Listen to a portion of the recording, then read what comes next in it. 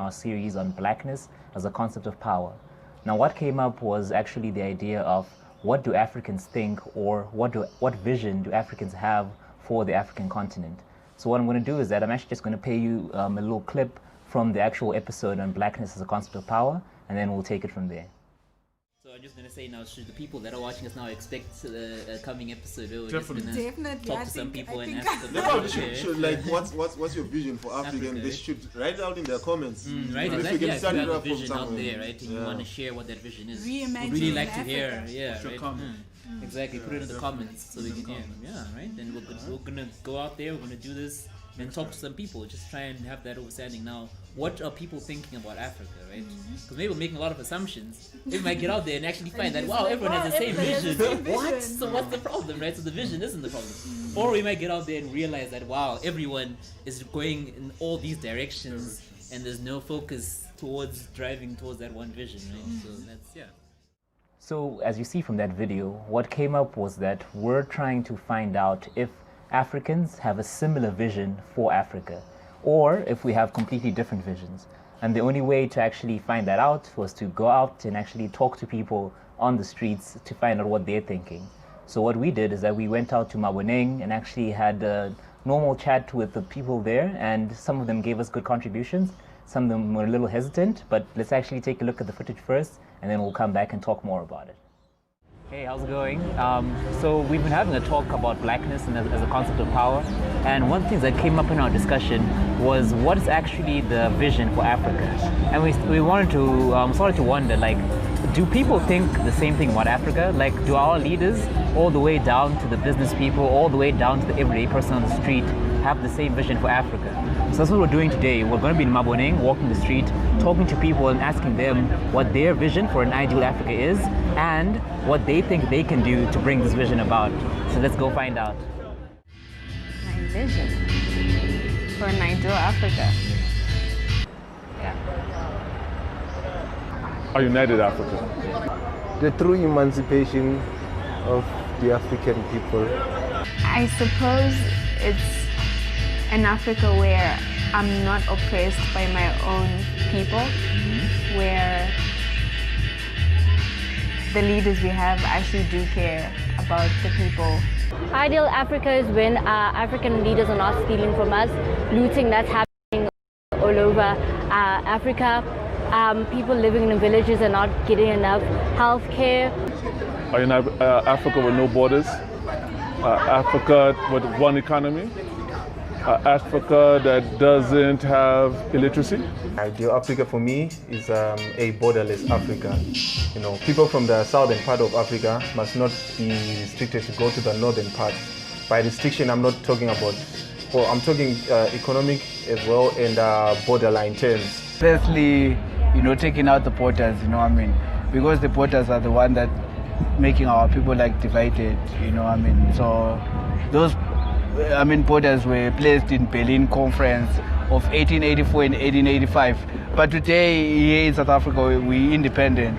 But we still,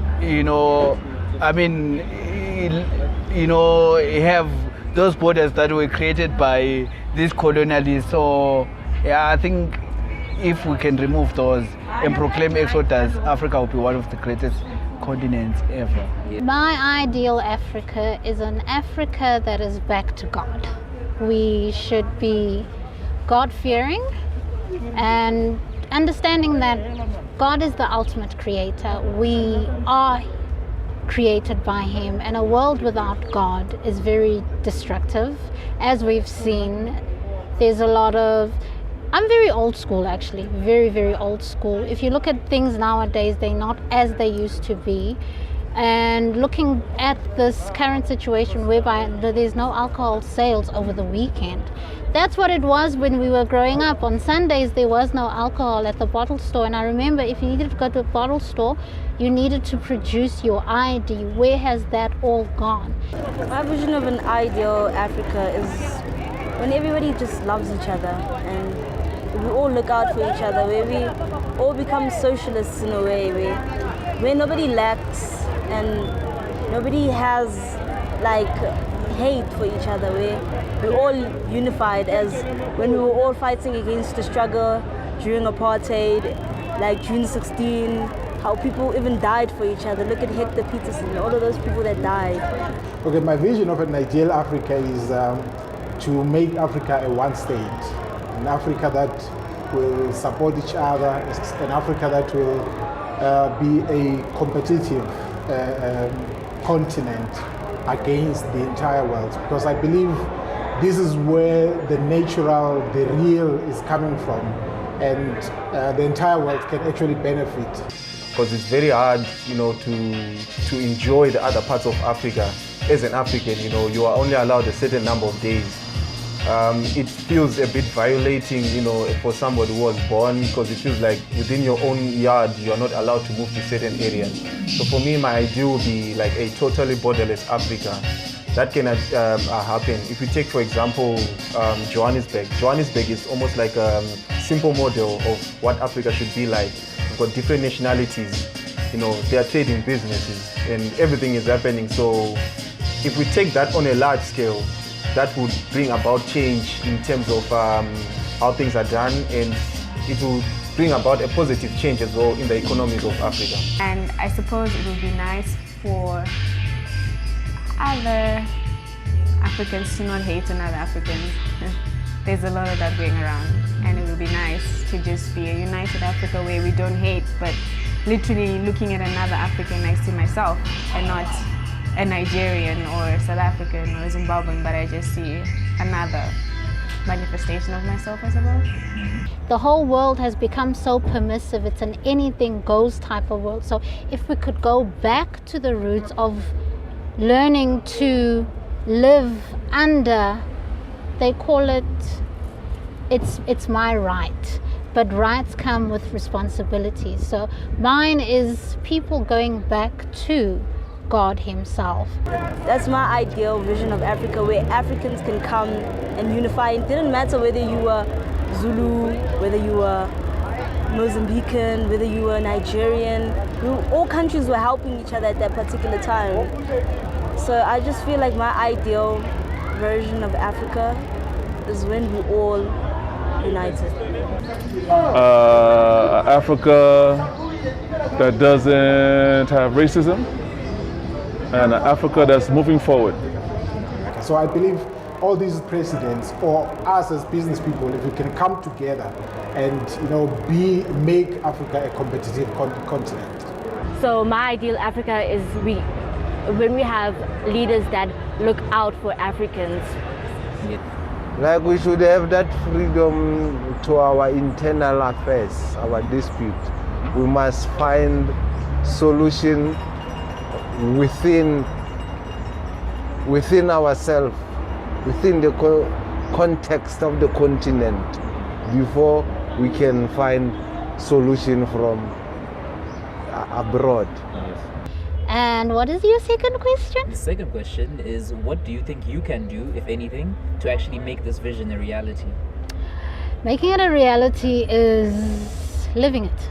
I'm a Christian artist, I'm a creative. The name of my business is 100% Christian, and on my work I attach scripture, specifically dealing with Proverbs 31. It's 100% Christian. I am God's desire. God's desire is my identity, and my identity is to preach and minister the word of God, living it, showing other people love, and teaching them how to love in my everyday lifestyle. And through the works of my hands, I glorify God and preach the gospel and change the world one person at a time. I'm already doing it through word, sound, and power. You see? By keeping a shop, by keeping parties, by keeping gatherings, by having talk shows or debates, and I guess it's playing my part, basically, by just assisting who I could assist, or who are willing to talk to me. Also by providing books, so ones can learn for themselves. Okay, currently our business started as a sock business. So we wanted to tell the story of an Africa through the socks. So my business partner, whose name is Sbu, started a business called Skinny Spoo Socks. So he was skinny back then. His name is Spoo, so he loved socks. So he wanted to tell the story about socks. With Mandela, we have a long walk to freedom, which I think the socks can tell a better story when it comes to that. You inspire someone to walk their long mile. You inspire someone to do whatever they want to do and push. So I believe with our business, if we can buy local, if we can produce as an Africa and believe in the product that we bring in, then we can be able to nurture that, grow that, and make it competitive. And that will actually bring Africa together and believe in the oneness that I'm talking about. Yes. I just have to love all Africans. We need to be for all Africans all over the globe. Like if I say African, I should not be xenophobic. I should love immensely. There's not much I can do in terms of the leadership because that involves politics and I don't really like politics. But I suppose in terms of just being one Africa, it's just loving myself and loving the next person regardless of where they come from. That's it. Well, for me, I would have to invest in energy.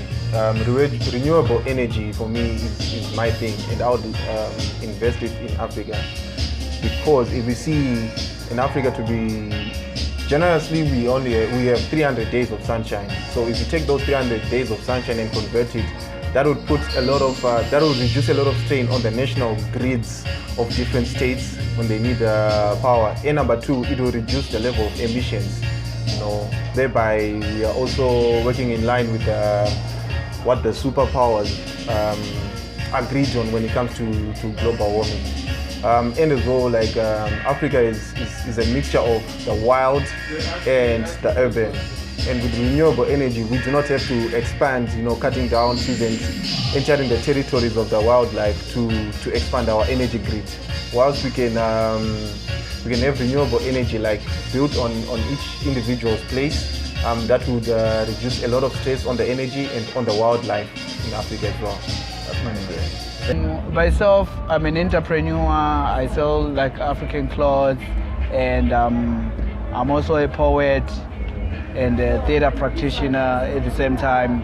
So I want to use my skills at first to make people proud of who they are, so that they can know themselves, because a lot of us Africans are not proud of our skin color. We just want to, take the Eurocentric narrative and, subscribe to that. So I would like to challenge the people who are still school going to embrace the fashion, the food, our language, our clothes, so that you can become all. You can't say I'm African when you don't embrace your food, for example, Love conquers it all, When you have love, you have God. When you have love, you have people. When you have love, you have everything. So I feel like love and being able to help wherever I can, in terms of if anybody comes to me asking for something, I'll be there in their time of need. We start from joining splitted particles. We don't expect that much huge change at the course of one time. But the little contributions that ones make at the social level, like we are now at the social market. Social market supposed to be a media in which those ideals of social redemption are mostly advocated, mostly discussed, mostly pursued. Okay, so welcome back. As you can see, very interesting responses we got there. And now what we're going to do is actually we're going to take a look at some of these responses to see if we actually have, from the few responses we got, a common vision for Africa and what that common vision is, or if we have completely different ideas. Now, I think first things is that Kimberly was there with me the whole time helping me film. And I think one thing that we noticed is that, first of all, people were a little bit hesitant to talk about this, right? Like it was like, I don't know if it's because they actually never really think about it, or if there was other things that were giving them a little bit of hesitation to actually give an answer. And I just want to hear what you were thinking about. Or maybe some people are just camera shy. Like I'm sitting here, I'm like, ooh, a lot of people are going to be seeing me on Facebook. Yeah. It's crazy. So some people are genuinely camera shy. Yeah. So it could be that they don't think about it, but it could be language barriers.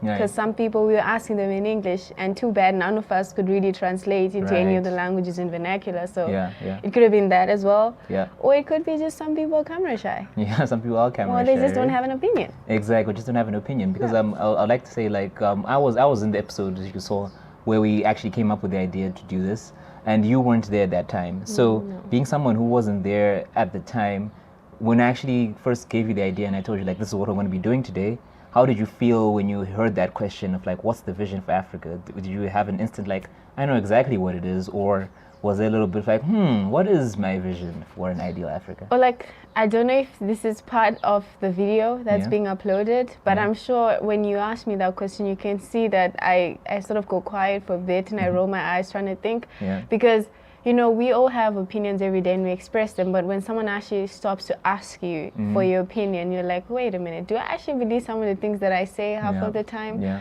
Or do I have a different opinion about what I actually say? For me, generally, because I've done a lot of, I guess, political courses in university and international relations, sometimes my views are a bit pessimistic and I'm not sure if I should share them out with the world, you know, because I don't like being attacked. But so do you think like that's probably some of the similar feelings that people were going, because I remember there was one particular individual that we tried to question, and they firstly weren't even comfortable to go on camera. That's natural, right? But then we even asked them off camera, like, do you want to just at least tell us so we just have an idea of what people are actually thinking? And they weren't even comfortable at all to even tell us, you know, off camera what they think. And that, I'm not even sure if there was a misunderstanding as to what we're actually asking, or if they felt like, I don't know, completely uncomfortable. Maybe they felt like this is a topic we shouldn't be discussing. And I don't know, do you feel like the topic of Africa, like being ideal, or was ideal implies something that's good, something that's great? Do you think that's such a foreign concept in the minds of people that it's like, why are we even talking about this? Well, first of all, I don't think ideal means something that's good. Ideal is, I feel like it's a very relative word. It's good for you. Like it's true. It's like utopia. There's this something that is all perfect. There's some utopian concept to it, and I think it's very, very relative. So I don't know, man. I don't know. I feel like people just really don't. Sometimes you just don't think about it. Just don't think about it. I don't. But funny enough, though, I feel like if you were to meet them or sit with them, or just having normal conversations, you figure out what they wish for Africa, because we do express these things, you know. It could be in the expression like, oh my God, there's no electricity, I wish there was electricity. There you go, ergo, you want an Africa where there's electricity. 100%. Or, oh my God, we have no water, or, you know, service delivery, or things like that. Those are things we express our ideal Africa every day. I think I think when you just put the word ideal and you put Africa, but just the basic things that we want for ourselves as a black person, I think every black person would want that for themselves. So I think we pretty much express the whole ideal concept of Africa every day. 100%, you know, right? in our conversations. It's just yesterday when you have to spot someone and right be like, in front, like, yay, here we go. tell me. They're like, but I think they do have an opinion. They do have an idea. Okay, that's cool. And I think one of the things that came out was that definitely the few people that did talk to us had a common theme to what they were doing, or what their ideal Africa was. And one that common theme was definitely a unification of some sort, right? We had some people talk about that unification in terms of the spiritual, some of them talking in a very practical sense, economical, whether it's political, and some even talking about just completely, let's just break down the borders. That's one of the most common themes. So I want to hear your thoughts on some of those concepts, like especially the ones with the borders, because that was the one that was most common right across. That's a very specific topic. And you know, one person we interviewed actually went as far as mentioning that, like, look, these borders are not even ours. No. It's kind of ludicrous that we keep them, right? So how come, if people are thinking that way, which we assume, like for now at least, we've got enough people to tell you that in Maboneng there seems to be a general consensus that borders don't seem to make sense. So what do you think is missing? How come people aren't talking about this more openly, or is it something that we should be more active as our everyday citizens, pushing for this? I mean, why do we have borders? Why do we have borders? Why do I have to be a South African? Why do I have to be a Nigerian? Why can't I just be African, you know? Yeah, I don't know. I feel like it has a lot of, I don't know, psychological, probably dating back from colonialism, where we felt that this was our own, this was our land. So now that that's gone, we still attach the same thing, that this is mine. So maybe that's why we still have borders, because we were sort of disenfranchised of something that we felt that was ours. So now we keep these borders to maintain what's ours. Sort of ownership, it's mine, so I'm gonna retain it. Even though to me it really doesn't make sense, because when you look at, I feel like that's why we have so much civil unrest, because when you look at how the borders were drawn up, they're drawn up with people who didn't understand the cultural differences, who had basically no understanding of who we are. And they separated, or they lumped up people with different cultures, and now you find that we are fighting because we don't, on our own we didn't get along, you know. Now we're being lumped together to stay. They're not. One thing though is that we were not perfect before the borders were drawn, but they also just didn't help the situation. They kind of made it worse. And what is even funnier for me is the fact that when I think of planning a holiday, for me, going to Paris seems the first thing that's on my mind than going to Kenya. Sometimes actually going to Kenya is more expensive than me going to Paris. So it's like, these borders. And it's so funny how you literally have Africans who have been more to Europe than their own continent. That's true. And it's just funny how that works out. Like, if Europeans could come together, much as they're the ones also, I mean, they put the borders, but they also figure, these borders, we retain them, but they're an obstacle in some situations. And they came out with their Schengen passport, you know, that allows you to travel amongst Europe. Why can't we see that as well? Like, but I get it. We also have a lot of developmental issues where, you know, some Africans feel like, no, when other Africans come, they're going to take our jobs, they're going to, you know, dispossess us of our things, you know. So there's that also. There's just a lot, you know, it's a lot to unpack. But personally, borders, they don't make sense anymore, especially with the way we're so interconnected. So either we remove them totally, or we come up with a common passport, at least for us as a continent. If you still want to maintain them, we maintain them for people outside Africa. But for us within, you allow, you know, you allow that movement. Like, it's not fair that someone in the south, if I don't know anything about what's going on in the north, it is crazy. We're in the same continent. Exactly, right. And I totally understand that, like what you're saying, people have that issue of like, we're not at the same level. That's one talk that's come up. So the people worried like, oh, if we open up all the borders, everyone's gonna maybe rush into South Africa or rush into one of the other more developed African states.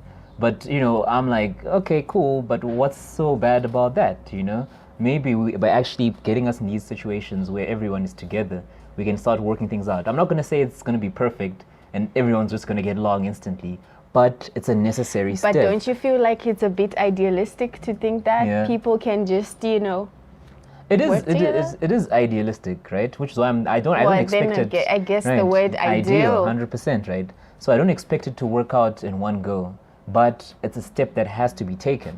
You know, we can't keep looking at the other side and seeing that, oh, you know what, over there is looking a lot better. You know, over there we're united and we don't have borders. But right between here and there, I'm going to have to go through so much trouble. So I'm not going to do anything about it, right? We actually need to go through that trouble to get to that ideal, right? There's actually no way to do it. We can make it easier, right? Which is now by continuously to develop ourselves, or do it in stages. Like starting off with maybe an economical freedom, right? Which is what I think we're taking steps towards that with the African Free Trade Agreement. It's not implemented yet. It's not perfect. But there's an idea to actually get us towards some sort of cooperation within our continent. So do you think that with this new African continental, you know, free trade agreement that we have, it's like a step towards the ideal Africa? Yeah, 100%. I think this is the step in the right direction, because at least if people can start moving around Africa on an economical basis to understand that this is one region economically, it may start to break down the barriers that, wait a minute, why, if we're one region economically, why can't we be one region politically? Why can't we be one region just ideologically, right? Why can't we have the same ideal and cooperate and move as one? There are still some people out there that definitely will tell you that having a united Africa is not a good idea, right? It's having the borders taken down is not going to result in a more prosperous Africa. It's going to result in complete chaos, and the little bit of good that we have on Africa is going to be completely destroyed. But right now we're just assuming, and in line with that, we actually want to go out there a little bit more and talk to more people and actually find out, get more of these different opinions, because we managed to get like an indicator of what the common opinion is in one aspect, but there could be a lot of people that may be thinking completely differently from the, what I think 7 people that we spoke to yesterday. So I think in general, what we've done now is I think a pretty good first step, because we're just now just making people aware, being aware of what's happening, which is the education aspect now of just educating people on what the possibility of having a united Africa, that is something that's out there. We can be an EU, we can be a United States of America, just the United States of Africa. Wink, wink, right? But you know, the thing is that we need to be able to take that step from the grassroots level. Like the people on the streets need to be asking for a what? For a united Africa. Because I think politicians, as much as they tend to do things on their own, they still want to have the popular vote in some aspects, right? They still want people to be behind them, but they want the people to tell them in a way what it is that they want. Most of us talk about our economic freedom. We want our economics. We want to be able to live and work and, you know, wherever we want. But not many of us actually outright say, take down the borders, right? We want a united Africa. I'm done with this border. I don't want to have to get my passport stamped the next time I cross, you know. Like, it was actually pretty funny how during Corona, COVID-19, where I expected the world to be united, not to sound mean, or it was just funny how the first thing we thought of was, oh, let's contract a 37 point something, I don't know, billion or million dollar fence along the Bay Bridge border, as if that would stop the virus. Sorry, it's an aside. It's just, it was a virus or a pandemic that required unity, but the first thing we thought of was separating us under the guise of protecting, you know, like, yeah, it was just an aside that I just thought, that you know, have to put out there. just out there. But like, and I mean, these are the important points. So why would we make a move like that when we're trying to drive towards unity? Is our leaders thinking about unity? And I think there's a whole lot we can unpack on that, which is why this series is definitely going to be continuing. The Ideal Africa is a topic that we can't exhaust, right? There's so much around it. And there's so much other information from our leaders and from the past, talking about what an Ideal Africa would be and how we can actually get to it.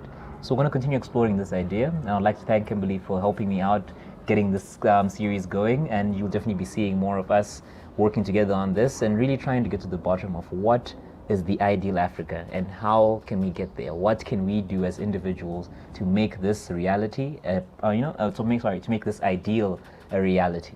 Sorry. And I also think that it is important to know that just as a normal, like I'm an average Joe, I have nothing to my name aside just Kimberly. I have really nothing to my name. But what you think matters, because that's actually how we'll ever achieve anything. So drop in the comments, and if you feel like you want, you know, to be part of the series, maybe, you know, also drop in the comments. Right, maybe we can make arrangements, and we can send videos of commenting on what you think should be an Ideal Africa. You know, we're all entitled to our opinions. My opinion is not right, his is not right, but it's just important to have our voices out there. That's, you know, one way we have our voices out there. 100%. Yeah. I think Kimberly raised a very important point there. Like, please do comment, like, subscribe, share this video, and send us your videos. We would love to hear from you, and we will actually use your videos to actually send a message out there, because we want to have all the opinions. We don't want to be stuck in like a thought bubble where we're just throwing around the same ideas. And because, it's okay to have it's a different opinion. Right? Because It's really different okay. opinions help us paint the full picture. That's how we can actually get to the bottom of what's important and what's not important. So yeah, I think that's everything from our side. We'd like to say thanks for watching. Thank you. Please keep watching. Please engage, and we really appreciate it. We'll see you next time. Peace.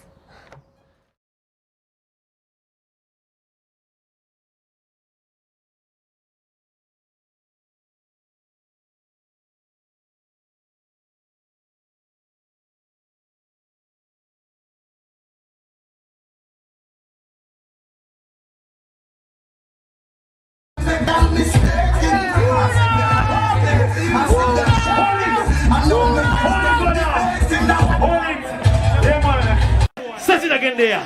Pick it up.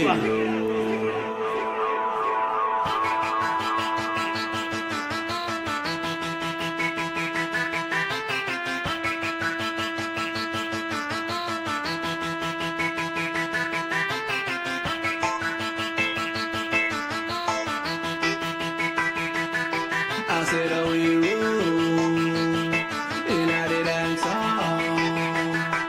Said, oh, we roll in a dance song. I said, oh, we roll in a dance song.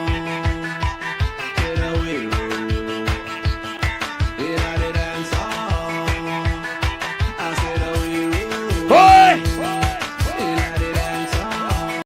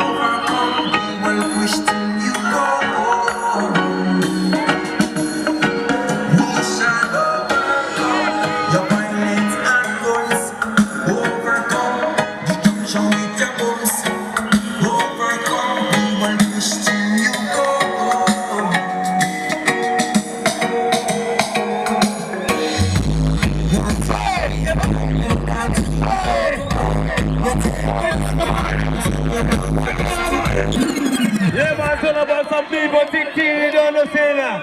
Yeah, man, it's all about the Kemos that is never ready. Yeah, man, about the this one. Yes. We shall overcome. Yeah, man, the Kemos that is overcome destruction with your bombs. Overcome the one wish till you go. Welcome to Echo. We shall overcome your violence and guns. Overcome destruction with your bombs. Overcome the one wish till you go.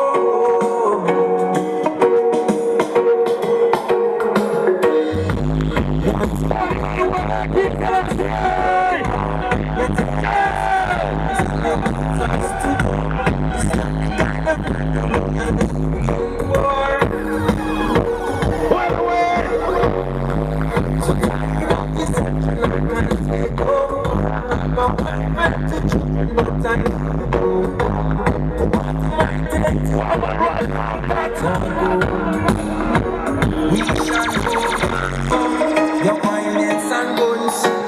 Overcome destruction with your bombs. Overcome the one push till you go. We shall overcome your violence and guns. Overcome destruction with your bombs. Overcome the one push till you go.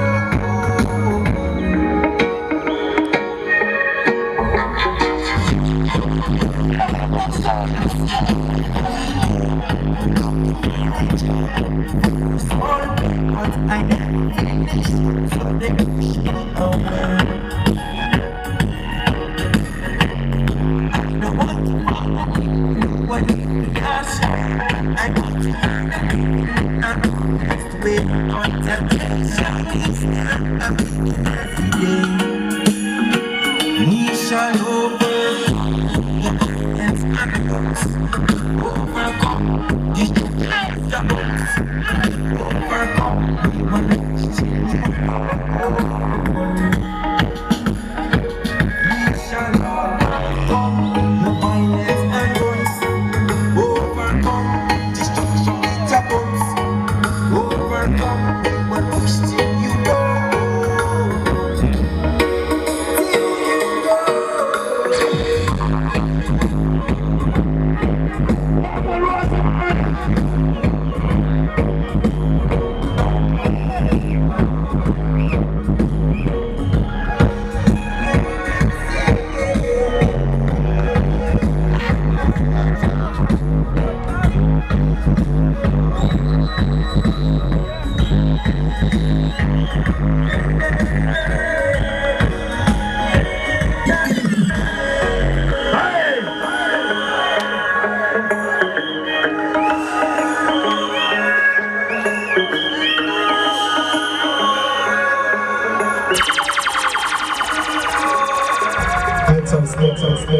Yeah, man.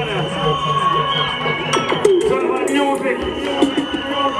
African music. Yeah, man, reggae music. Yeah, man, reggae music. Yeah, man, so about I just said, oh. We shall overcome your violence and guns. Overcome.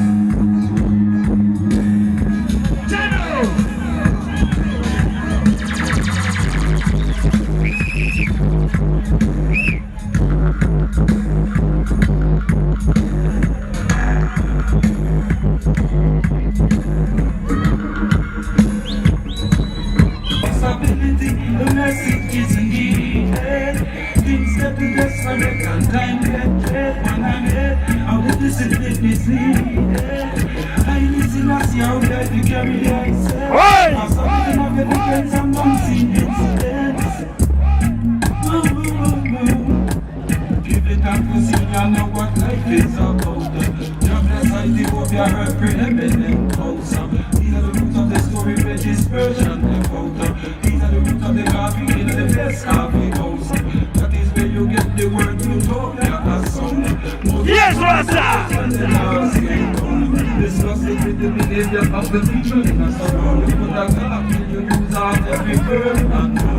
What the people want in them is what people don't. Them are when I listen to the first the chakra of a crowd. Number 24/9 all lion they down. Hey! Stability, the message is needed. Time get desperate and time get dread. On ahead, how the discipline is needed. And this is like all the I carry the eyes there. Because I'm picking up dividends and I'm seeing incidents. Stability, the message is needed. Time get desperate and time get dread. On ahead, how the discipline is needed. Where's the music, man? The kitchen of His Majesty up in the man. So give it again. Rastafari rescue man senses and sensibility. What is human work? Church is the defender of the faith, self-defense. We rid ourselves of biases and prejudices. Respect all people, chances to live for yes. Don't be so to receive and not to give up. Boom shake! Boom shake! Boom shake!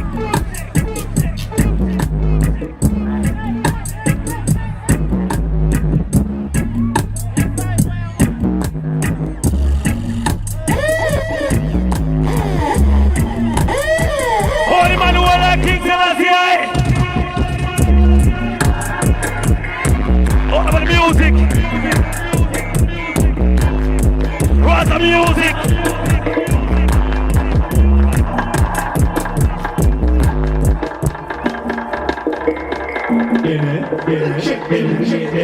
Yeah, man. It's all about some big people thinking they want to stand it up. Flex them weird. Me not mess them weird. No, man, you not free them weird. Check them weird. Me not turn them weird.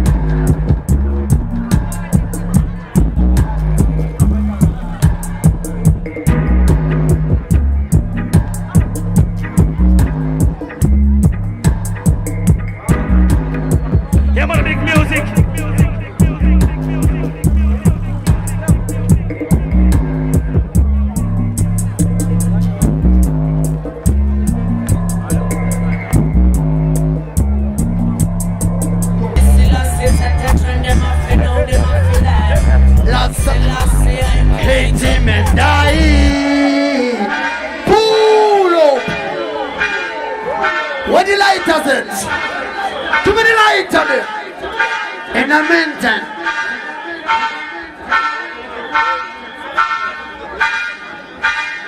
At the big bad sound. King Rose International sound. Umoja Eben culture. Ready? Ready. Right up, right up. Rastafari. Dollar 601 15755. Give me the light up, give me the light up. Right, right, right, right. John Francis Rastafari 1920 and the foundation. Highly Selassie set the trend, them up, they know them up in land. Love Selassie, hate him and die. 1920 at the foundation. Highly Selassie set the trend, them up, they know them up in land. Love Selassie, hate him and die. Die. Give darkness and praise.